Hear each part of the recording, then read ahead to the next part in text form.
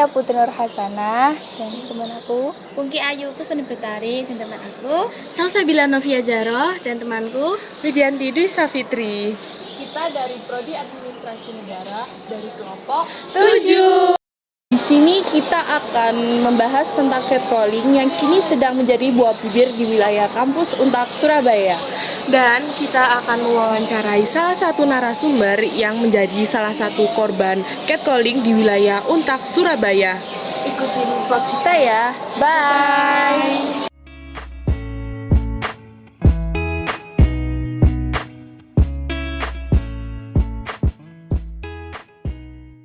Jadi, aku akan menjelaskan tentang catcalling. Catcalling adalah cara yang sekali membuat seorang tidak nyaman ketika menerima pesan dari seseorang yang seperti bersiul, menggoda, ataupun berkomentar menggunakan bahasa yang bersifat seksual ataupun kasar. Contoh perilaku dari catcalling ini adalah siulan, ketipan mata, dan memanggil orang dengan tidak sopan seperti contoh QQ.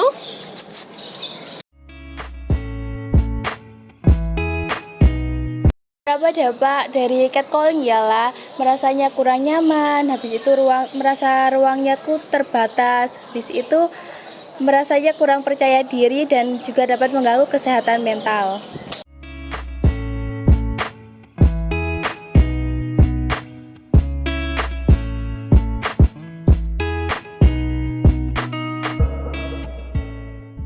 Hai teman-teman, kenalin namaku Widianti Dwi Safitri dari Prodi Administrasi Negara Angkatan 23. Di sini saya akan mewawancarai teman saya yang menjadi salah satu korban catcalling di wilayah kampus Untak Surabaya.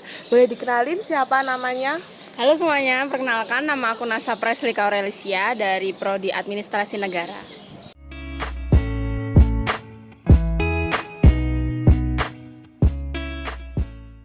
Oke, langsung kita lanjut ke pertanyaannya. Pertanyaan yang pertama, apakah kamu pernah mengalami kejadian ketika kamu lagi jalan sama temen ataupun kamu sendiri tiba-tiba ada seseorang yang memanggil tetapi dengan cara yang tidak sopan? Aku sendiri pernah sih ngalamin. Itu kejadiannya waktu di lingkungan kampus juga, waktu aku sendiri ataupun sama teman-temanku. Dan kadang yang manggil itu orang yang aku kenal maupun orang yang gak aku kenal. Oke, lanjut pertanyaan yang kedua. Apakah menurut kamu saat ada tindakan catcalling ini mempengaruhi rasa percaya diri kamu? Ya, menurut aku sendiri catcalling ini sangat mempengaruhi rasa kepercayaan diri ya.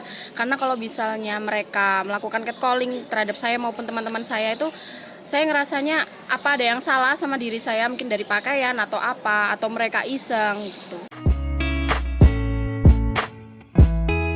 Pertanyaan yang selanjutnya, apakah menurut kamu tindakan catcalling ini adalah hal yang wajar?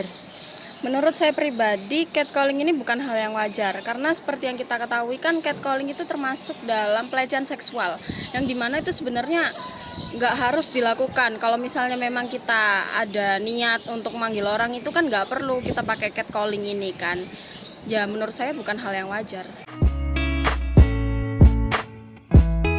Pertanyaan yang selanjutnya, tindakan apa yang kamu lakukan ketika mendapat perilaku catcalling?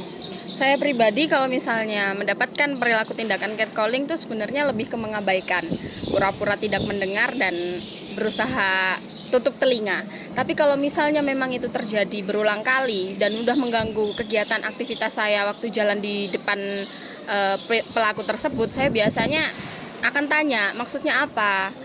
Akan tanya kenapa kok melakukan catcalling ini, ada tujuan apa, mungkin dia iseng atau apa, sebenarnya lebih ke situ. Tapi lebih seringnya tindakan catcalling itu kan tindakan yang iseng ya, tindakan yang spontan aja, jadi biasanya saya mengabaikan.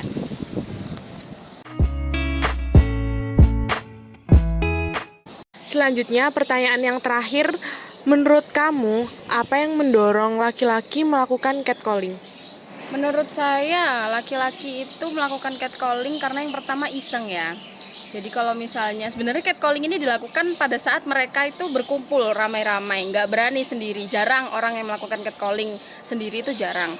Terus yang kedua menurut saya itu candaan. Bagi mereka candaan, tapi bagi korban seperti saya yang mendapatkan perilaku catcalling itu tuh bukan candaan, itu kan masuknya ke pelecehan seksual. Kemudian yang ketiga, bisa saja itu terjadi karena mungkin dari pelakunya itu suka sama beberapa korban dari catcalling tersebut, tapi kan itu tidak bisa dibenarkan. Bahwasanya kalau misalnya memang ada tujuan, memang ada pesan yang mau disampaikan, kan bisa dibicarakan baik-baik. Tapi dalam dalam praktiknya itu biasanya iseng dan bercanda. Itu sih. Kesimpulan yang dapat kita ambil dari wawancara pada hari ini adalah bahwasanya tindakan catcalling ini dapat merugikan korban dan dapat membuat korban merasa tidak nyaman dan juga tidak percaya diri. Dan rata-rata korban yang terkena tindakan catcalling ini cukup diam dan tidak bertindak apapun.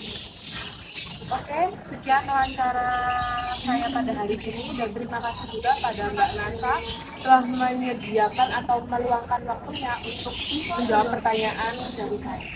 Dadah! Sekian mini vlog dari kelompok kami. Apabila ada salah kata, mohon dimaafkan ya. Kalau gak dimaafkan, kita marah loh. Sampai jumpa!